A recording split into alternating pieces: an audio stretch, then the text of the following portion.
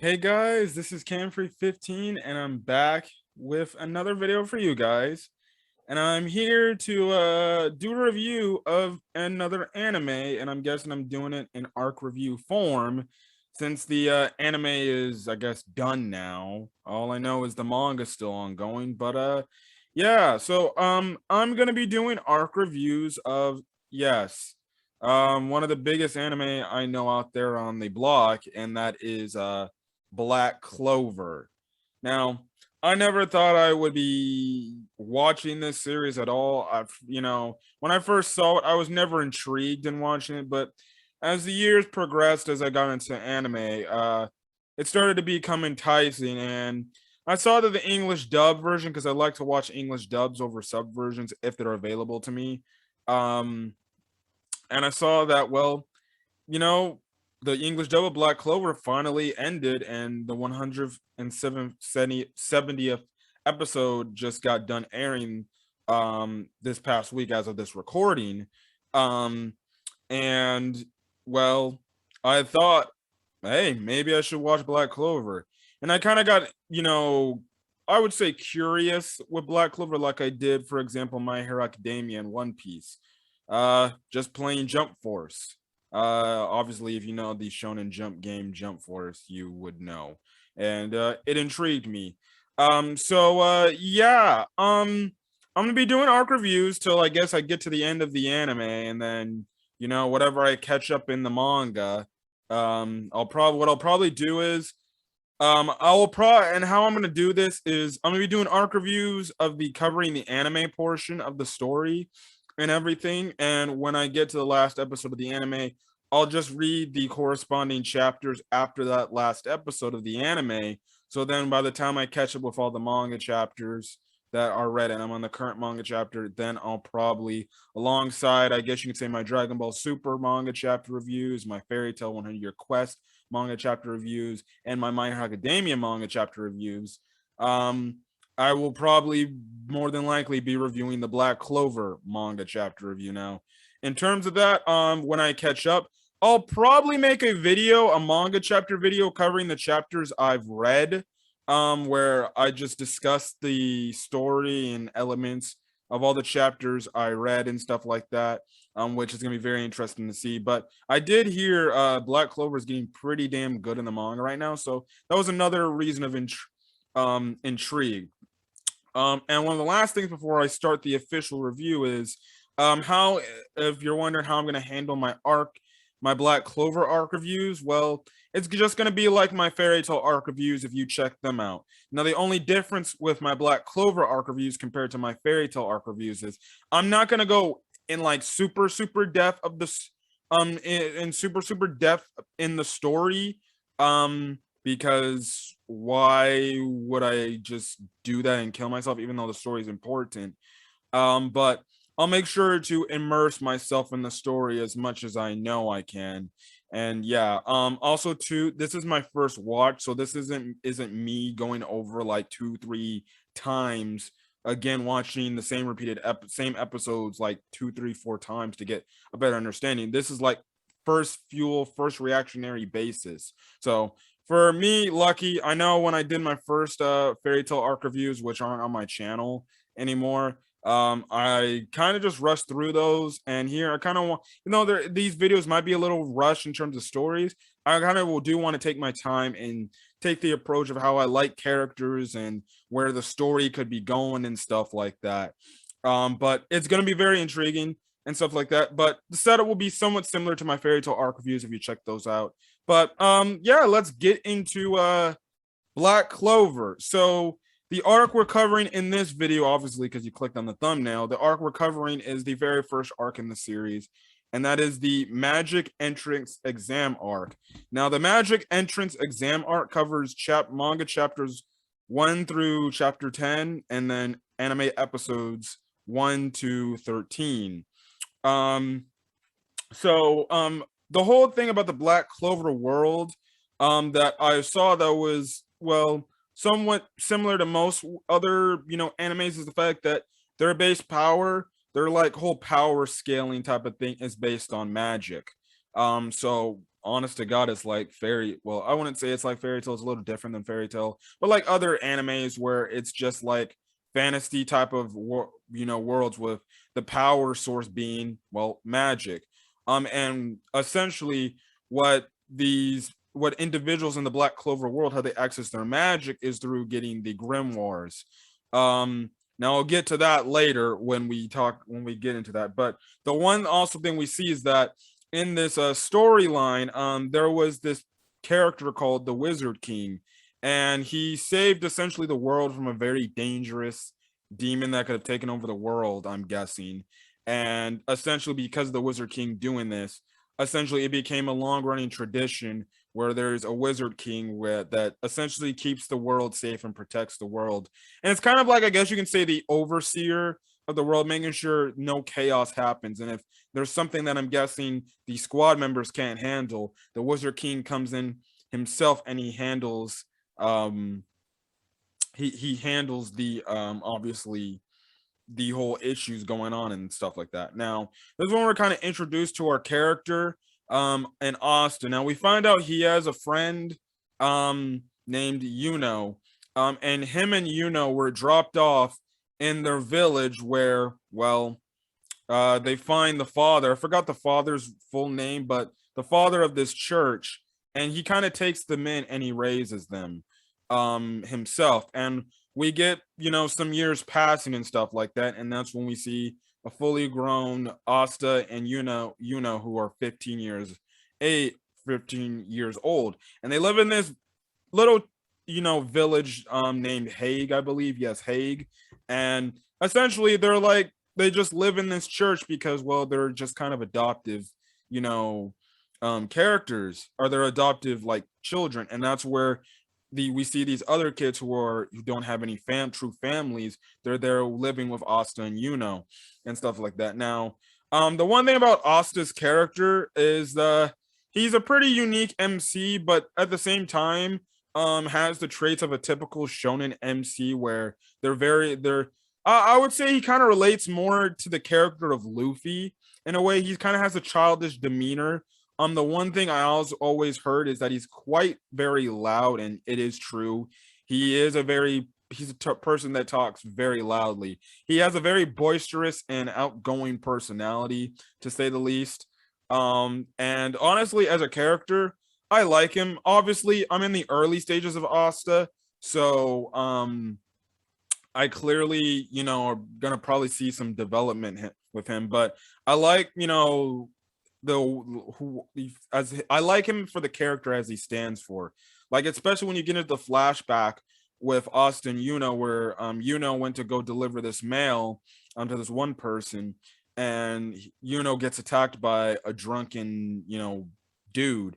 And Asta's there to protect, because, that's clearly his friend, and he doesn't want him getting hurt. And I'll speak about the Asta relationship in a bit. But I do like their relationship a lot. The other thing I do like about Asta, especially from the start, is I like that in some cases he's not a dumb MC, and he knows essentially some traits that we know. Now, the funniest thing so far, other than the other comedic moments I've seen so far up to this point, is the fact that, Asta's so gun-ho about marrying Sister Lily. Now, in the Black Clover world, apparently you cannot you cannot marry sisters in the Black Clover world, because I think that's like outlawed or something like that, and they're kind of, I guess you can say, working for the church. But hey, I don't blame him. Sister Lily is kind of hot. Which honestly I've seen within a trend of this show so far. There's been like I can't even decide which like my number one girl is. It's probably Noelle, because in like the first few episodes she's introduced, she's just a great character from the jump. But from what all the characters in the girl characters you see, they're kind of an influx of girl characters. But the really hot ones are like Sister Ivy, you see Vanessa, Noelle, Mimosa, and stuff like that. But Yeah, I find it funny how he's so desperate. One of the funniest moments was like I think it was a flashback where he tries to ask her to marry her, and he's like, or no, it wasn't the past. Essentially, we know that Asta wants to become the Wizard King because in the past, Iris, that's Fire Force. Sister Lily, I keep getting confused about this too. Sister Iris and Sister Lily. My God.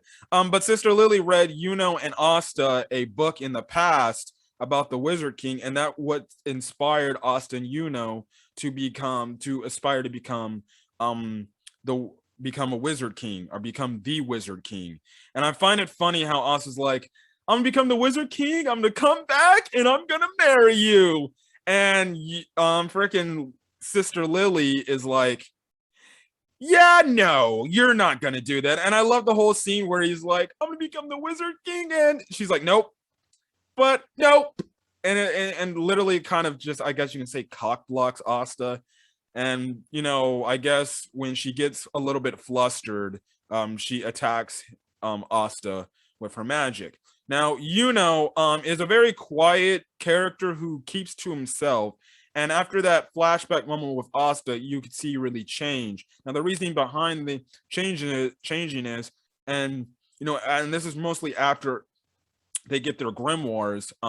They essentially promise to become rivals and stuff like that. And the reason is, kind of looked up to Asta, back then. And in a way, he kind of still does too. And I like the whole relationship between the two, where it's just a friendly rivalry where the two best try to best each other like hell. We see later in by like the final episode of this arc, we see that wants to freaking get the upper hand on Asta so much when it comes to freaking giving out who gives out the most money, because Sister Lily said, yeah, Asta essentially gave all his money to help us, live off that, money. And Yuno's like, I'm gonna give you all my money next time. And I'm like, wow, okay. So it's a buddy heads rivalry. Now, when you first start off, you're kind of led to believe that kind of has some sort of disagreement or has some sort of issue with Asta. But after they get their grimoires, you see that, well, they're cool with each other. It's just, kind of needed to realize, Asta's just a character. Well, already knew this, but always knew that Asta can put whatever his mind he can do whatever he puts his mind to. And he's always looked up to Asta, and he's respected him for the character it is. They're also kind of like adoptive brothers, even though they're morally friends. But I kind of call them as adoptive brothers because that's kind of how they were raised. They were kind of just adoptive brothers and stuff like that. Also, just to go back before I continue on with the whole Sister Lily thing, I don't know how old Sister Lily is. I have to probably look that up on my own time. But we get a clear flashback scene, when Asta was literally probably like a 6 or 7 year old kid. And I'm guessing, what is it? Lily was probably maybe a 16, 17, maybe 18-year-old girl. And the moment Asta first saw her, he was like, I have to marry you. Will you marry me? So Asta's currently 15 with where I'm watching at currently, and I don't know the true age of Sister Lily. She looks like she's probably in her late 20s to early 30s. Now, I'm not saying Asta can not come back and marry her, but I think we all know Asta's probably going to end up with Noelle. But the thing is, I find it funny. It's like, I don't know how old she is, and if she's like old, I'm like, or if she's like in like her probably mid 30s, it's like, no, that doesn't work out. That doesn't work out. But hey, I don't blame Mr. Asta. Sister Lily is kind of hot. Now, who knows where that goes, but yeah, that's all interesting. But the one thing we find out too is the fact that Asta, unlike other people in his village, he doesn't have magic. So essentially, he's magicless, and I kind of related to this like Deku, because in My Hero Academia, the story, you find out Deku doesn't have a quirk and he's quirkless, but he's gifted a quirk by All Might. Now we find out here when they're getting their grimoire acceptance, ceremony where the grimoire books go to the respective people. Um, we see that Asta doesn't end up getting one because he has no magic power and everything. Now, the interesting thing about is he gets a grimoire, but he gets the grimoire of a four-leaf clover, and essentially it's very very, very good if you get one, because that means you're like sort of an advanced type of wizard in a way, and it's crazy to see. And obviously everybody's looking at that. Now we see this sneaky guy, this little conniving guy. I'm gonna see in my little notes if he has, his name is Ravici Salik. Now he used to be a magic knight or something like that. Um, and he actually attacks to try and steal his grimoire. But this is when we see Asta come in, try to protect him. But Asta's literally fighting with no magic, just fighting with just brute strength, and he literally is getting owned.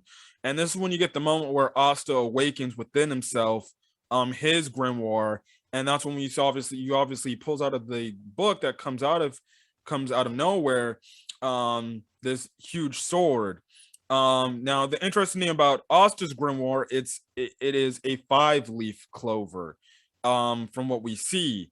And apparently, from that scene, it seems like even Asta, has the powers of, well, a devil, I guess you can say. So he's got some sort of demon-like powers with this whole grimoire now. I'm gonna have to see how that progresses as it goes on. But we see that with Asta's sword, and what we know is it's able to reflect any sorts of magic, and hell, even reflect it when we get to the battle with magma and stuff like that, which I think is pretty a cool type of thing. It's like, it's not magic, it's just a weapon Asta uses in his arsenal, and it's a way for him to fight against magic users, and stuff like that. Now, obviously, that sword is a little bit OP so far from what I've watched.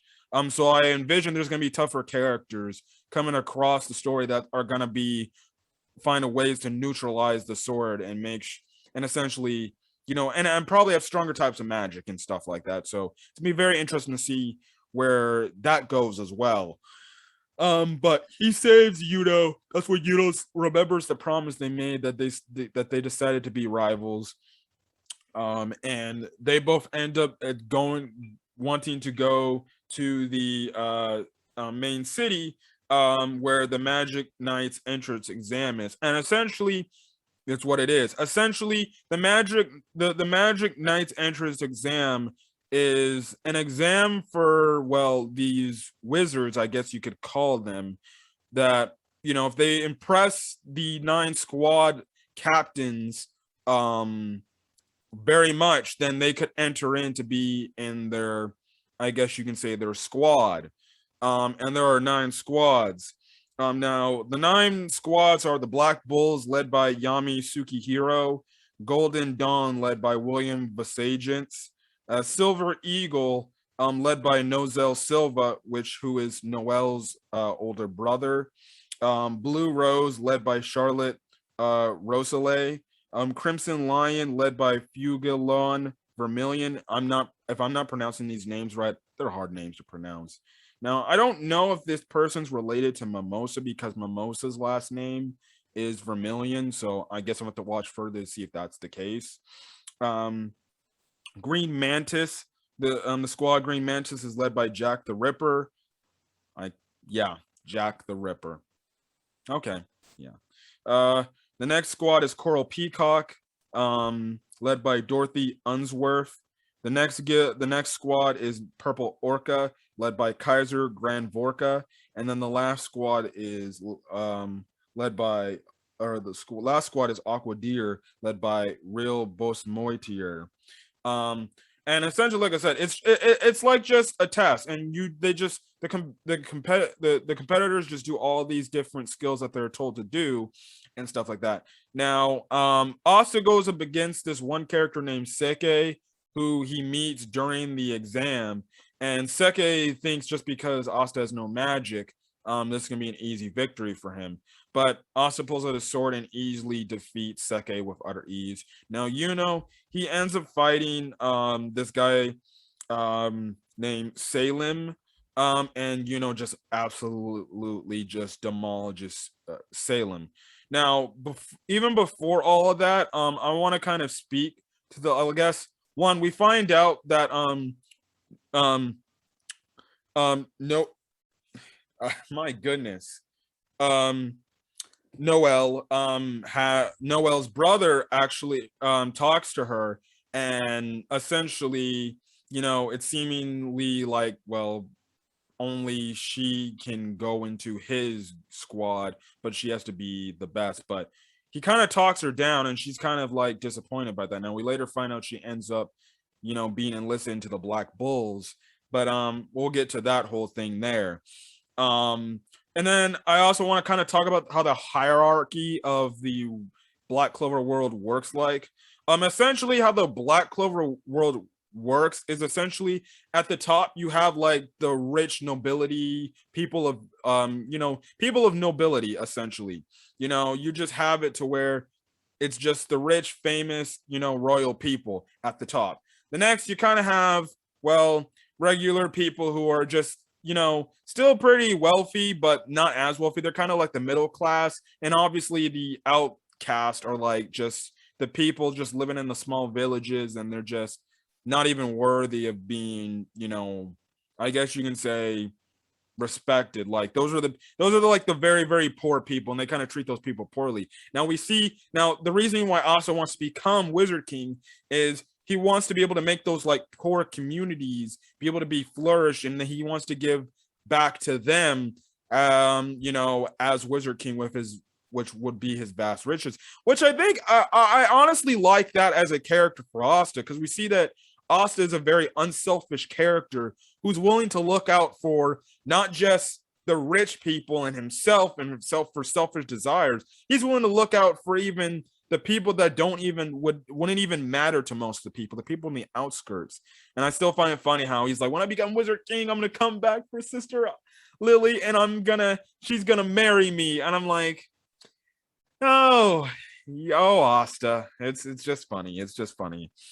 So I definitely do like that. And I think that's one of the big things about Asta's character I like from the jump. He's a very selfless character, and he's willing to help others and even encourage. Like the one kid in his village, he's like, well, if I become a magic knight, that just proves that even if you're from a very poor town, where nobody gives a crap about you, then guess what? You can achieve whatever you want to achieve, your dreams. I even like that in the whole magma section, with his character development there as well. But essentially, what happens is how Yuno and Asta get into into their squads is, well, I guess you can say, Yami comes down and kind of test and tries to, I guess, see Asta, and he likes Asta from the standpoint that, well, he fits my type of style, and he likes him and stuff like that. And he shows off his power. He shows off his true power. And the thing is, Asta isn't willing to back down from it. And he likes him. So he's like, oh, you can join in my freaking squad. Now, as for every squad leader just liked from the jump, and all of them raised their hand of saying, well, we can accept you. Now, the thing is, with this whole acceptance thing, is if essentially one or more, if two or more squad leaders say they want that person in their squad, well, then the individual who is looking to get into a squad has the right to choose, which I think is very diplomatic and very fair. So obviously chooses to go to the top squad, and that is Golden Dawn, led by William Visagins. So he goes on there, and yeah. So essentially, what happens next? Yami takes Asta to the Black Bulls hideout, which is kind of just a rundown type of, like, I guess you can say, mansion, but it looks pretty cool and stuff like that. Now we find out that, well, the Black Bulls are kind of the one squad that's most notorious, and essentially it's the kind of squad that does whatever they want whenever they want. And not a lot of people are fan favorites of them, and stuff like that. And also, they're like the worst squad out of all the squads because they're dead last. Especially when we find out about the whole star system and stuff like that. Now, again, the people, the members and the Black Bulls members, Yami introduces to is obviously himself as the head leader. Vanessa Enoteka, who is a very voluptuous woman. She's hot too. Now the funny thing is, I like how she tries to seduce Asta, and Asta's like, "Don't give in, don't give in. I still got Sister Ivy or Sister Lily," and I'm like, well, he's very devoted if he's gonna stick to Sister Lily like that. So yeah, it's funny because there's a part where he's like he's cleaning he's washing clothes and everything, and then he pulls out like her bra that was in that group of clothes, and he starts bleeding his nose out. He's like, oh shit. He's like, I have to remember Sister Lily, not Vanessa. Which is just very entertaining, very funny and stuff like that. So yeah.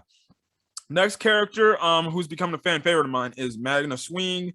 We got the next up is Luke Volta. He likes to fight a lot and stuff like that. The next up we have this little lolly girl named Sharmie Pappatson. Now, don't ask me how she ended up getting into the Black Bulls, but anyways, all we know is she's a glutton for food, and she takes the typical shonen main MC protagonist, position like eating a bunch of food and loving it. Like literally all she does is eat sweets and other food. So okay, seems like a very interesting character to say the least. Next up we got Gotchi Adelaide. Very interesting character there because he can I think it's just yeah. They got very interesting kinds of characters. Next up, we got Finral Rula Kas or Kosair. I don't know how to pronounce his last name, but I think he's like the lady charmer of the group. Like he tries to ask damn near every hot lady out on a date. It's just funny and hilarious stuff. Next up, you literally have a mime in the group named Gordon Agrippa. He doesn't really do talking, so he doesn't say anything. And then obviously we see Noel Silva introducing the Black Bulls, member later on. Now, Magma, in order to test Asta, say like, okay, I want to see what you got, if you're Black Bull material. And they kind of a fight and stuff like that. And it's a pretty cool fight. And I like the whole moment to where Asta goes up against an attack that essentially could kill him. And that's when he kind of realizes like, I can't cut it, otherwise I'm going to get damaged. And in this indirect moment, he just, instinctively decided just to hit it like it was a baseball. And he reflected. And that's when we find out that, his sword can actually reflect spells as well. And ended up almost killing Magma himself. But the thing is, he ends up, they end up saying, oh, you're Black Bull material. So they give him a nice robe and everything, which is pretty cool and everything. And yeah.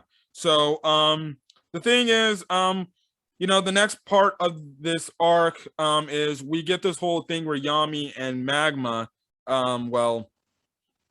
they essentially have this one old guy from Magma's old village who kind of gambles with them, and essentially they lose all their clothes. Now, he makes them do a quest to get all these boars, which before that we're going to lead, and the thing is, that's when it leads into Noel and Asta going on their first mission to get mission with Magma. Now, going into Noel, the day after Noel, we kind of find out some things about Noel, which makes me like her as a character and is very intriguing to me. Now, we know that Noel is obviously of royal blood, and she's essentially, a royal person and stuff like that.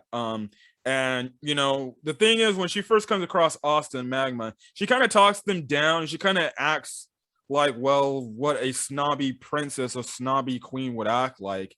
She kind of comes across, she has a personality, but deep down, she's a really nice, generous girl who doesn't have that type of personality. She's just like, why should I be here and stuff like that.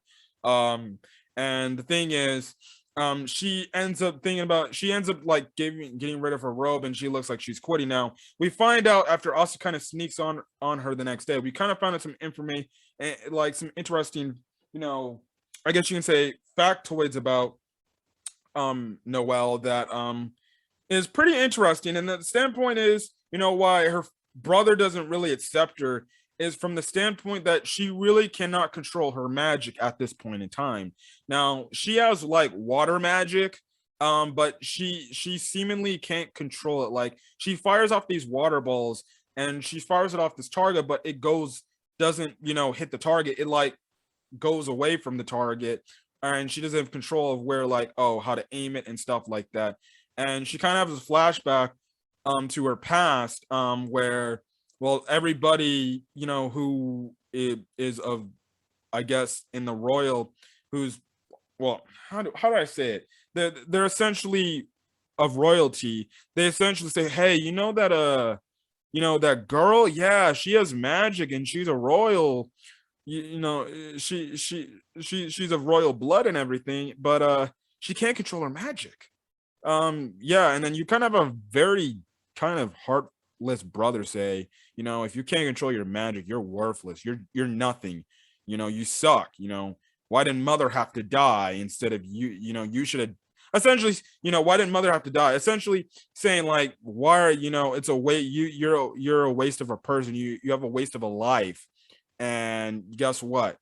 No other's dead because of you, which is kind of freaking heartless. And this is kind of ingrained in her mind. So when Asa kind of comes up on her, she's thinking like, oh, Asa's gonna critique her magic and say, oh, you're trash at magic and you don't know what you're doing and stuff like that. But in reality, Asa thinks what she's doing is cool. Because of this ends up getting her into a deep trance where she ends up creating like this huge water-like cyclone type of thing surrounding around her. The only thing is she could end up dying in her own attack. Now the other Black Bull member sees this. Now Yami throws Asta up to go save Noelle. Asta, using his sword, cuts through Noelle's magic. He ends up kind of, I guess, in a way, indirectly saving her.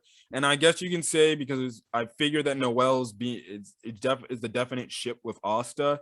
Hell, I already knew that from not even watching Black Clover. But I think that you could say this is the moment where Noelle kind of falls for Asta, because we see later on where, especially when they're riding on the broom, she gets very flustered when he grabs her. Like, even the one time they go to the city with Vanessa, she asks him like, please do not touch me and stuff like that. And in her head, she's like, although it is reassuring. And I'm like, oh, so you like when he touches your hips. Okay, Noelle. And then she hits him off when he does that, because she's very flustered. And we find out that, well, she looks up to Asta and even in a way, develops feelings for Asta and stuff like that. But we have Asta come up on her after saving her and essentially saying, your magic is awesome and stuff like that. All you have to do is just control it. And guess what? You're going to be an amazing wizard, or in this case, an amazing magic knight, and stuff like that. And even the other Black Bull members say, like, yeah, just some training. And guess what? You'll be good. And everything. And even Vanessa says she plans to help Noelle with her training. And I do like this. I do. The more I see Noelle, I like her more as a character, because she's a character that obviously has a lot of conflict within her, and she just has to have that confidence. And speaking of that confidence, when Magma and Noelle and Asta go back to the village to deliver these hogs that the one old guy sent them to do, they see that there's this fog area and stuff like that. Now we find out this one ice wizard named Heath Grace is essentially trying to kill all the village members, and we find out that he actually killed the old man who Magma was connected to. Now I loved how in this fight, in this whole scene, Magma was not willing to give up, because to that old man, the old man essentially put him on the path that he is now, because we found out that old man in the past, he wanted to become a magic knight, but he never took the chance on himself because he never believed that he could do it. And we see these flashbacks where the old man convinced Magma, hey, you should go out there and you should try and be a magic knight. I never got to do that. You can go do that, because you have great power and you got a grimoire. So go do that. And lo and behold, well, Magma did that. And, I really do like this character development moment for him. It made me like him a lot more, because we see that Magma is a character that isn't willing to back down from anything. And, he has a genuine heart for people. And we find out that, well, guess what? Magma's just like Asta. He comes from a poor village and everything, and stuff like that. So I definitely do like that. Another aspect of this whole thing I like is Noelle. Now in this whole fight, Noelle is like, I can't even use my magic and stuff like that. What's the point in staying here? What's the point in protecting these poor people? They're nothing to me because she's a royal. She's essentially like she's a royal person. So people with that type of hierarchy, they see poor people like that as nothing. They just see them as just trash to them. And she's like, why should I be here trying to protect these people when I could just go save my own life? And that's just what a person of royalty would do. They would rather go save their own life than protect people and people that just have no business dying. And she's watching Magma and Asta fight and stuff like that. And eventually, you have this little girl come up and she's like, please, you're going to save us and everything and stuff like that. And essentially, that's when she unlocks a new magic spell and creates like a water barrier, and it's like a morally controlled of it, showing that she's got better control of her magic. Still not there, but he's got a better controlled magic thing. And I do like that whole character moment where, even though she was about to leave, she wants to help. And this is how you can tell that Noelle's a good girl. She's a character that has a lot of heart and she cares for everybody. That she was willing to save these people that she sees as just peasants to her and stuff like that. Asta ends up defeating Heath Grace. It was a pretty cool, interesting fight to say the least, and stuff like that. And I like how Magma and Asta kind of teamed up. Magma used his fire magic and Asta kind of reflected it and used that like a bat to be able to trap Heath. Now, after this whole thing is done, I like the whole scene where as they're laying the old man to rest, you have the one kid saying like, can I be like you, Magma? And obviously Magma's like, yeah, you can, and stuff like that. And obviously Asta encourages him like, whatever you can do, you can put your mind to, and you'll be a magic knight one of these days and stuff like that.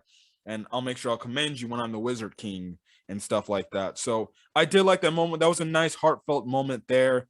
Now we get some intriguing stuff going on in the background. Now they try to get some information out of Heath, and said, okay, who sent you? And essentially kamikazes himself and he kills himself. Now we find out apparently the person that sent Heath to do that, or what Heath was looking for, was this gem.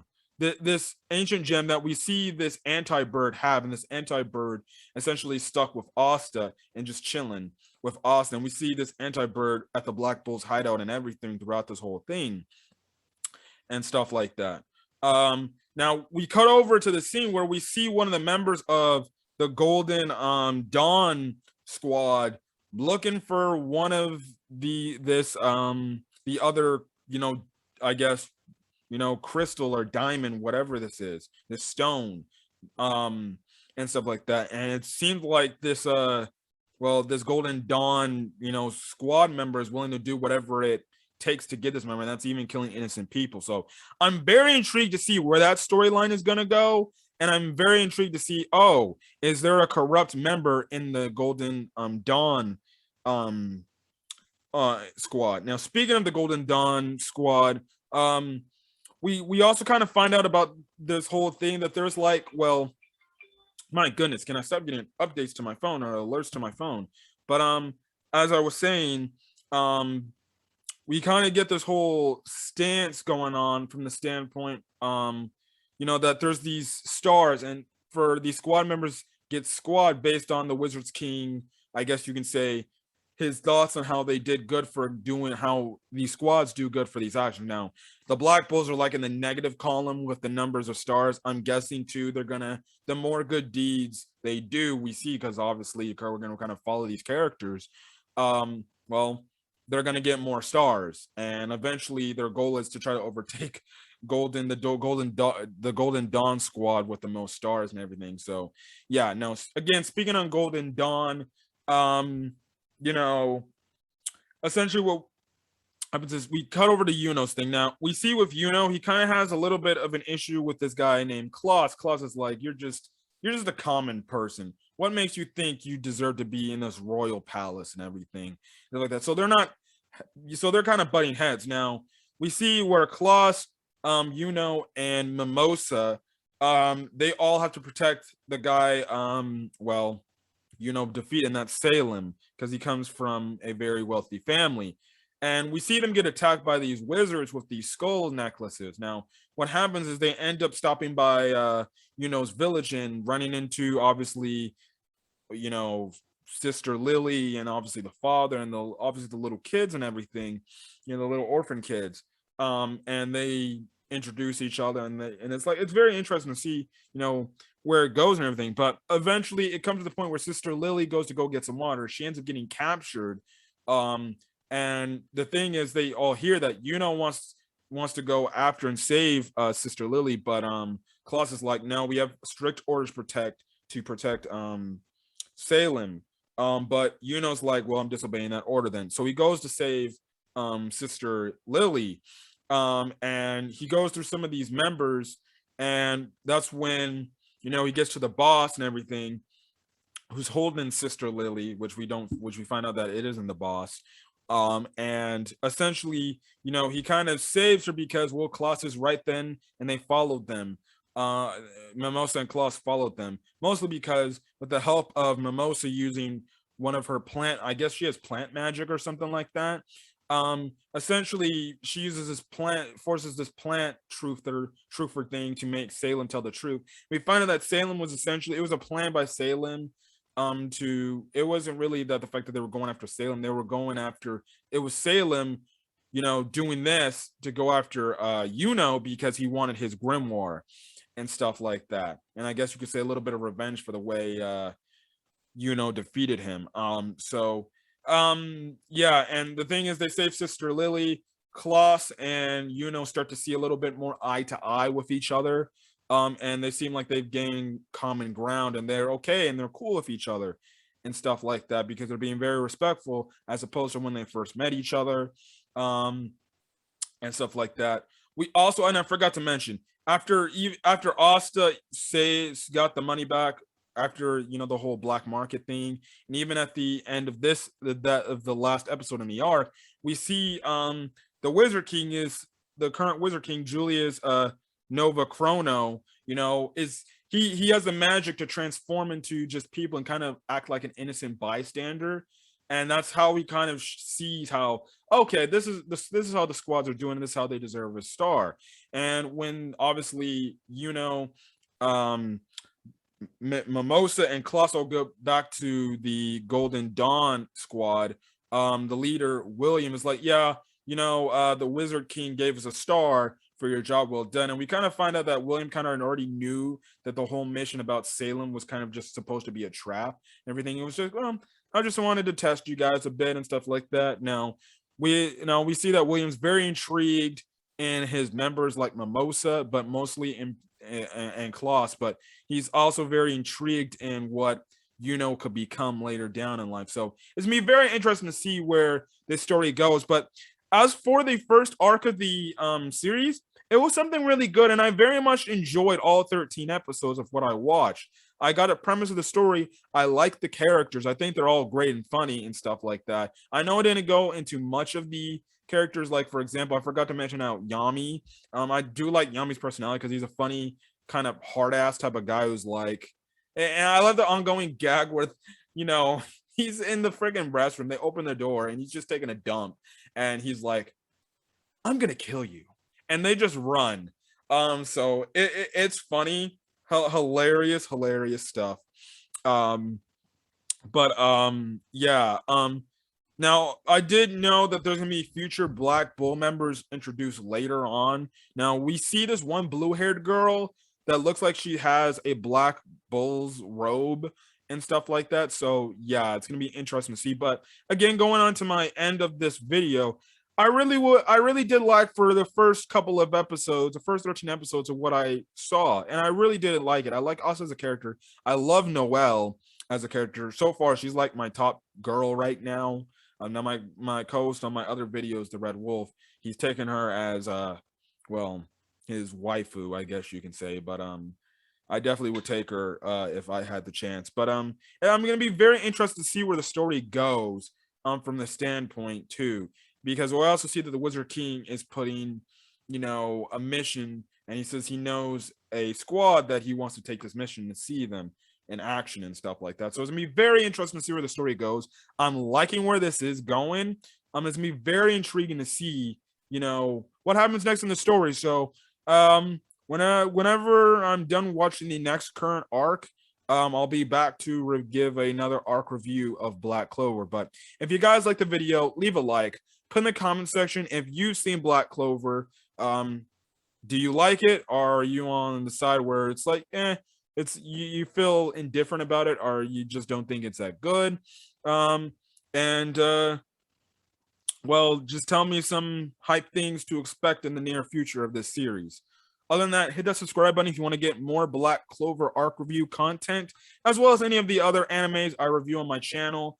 And yeah, but other than that, guys, make sure you hit that notification bell icon to make sure you're up to date with whatever I upload to my channel, so you guys know and get that to your inbox. And then again, like I said, guys, that's it. So have a great rest of your day or night. I want to check out this video. Until then, guys, I'll catch you guys on the next video or the next Black Clover arc review video. Till then, guys, have a safe day. Peace.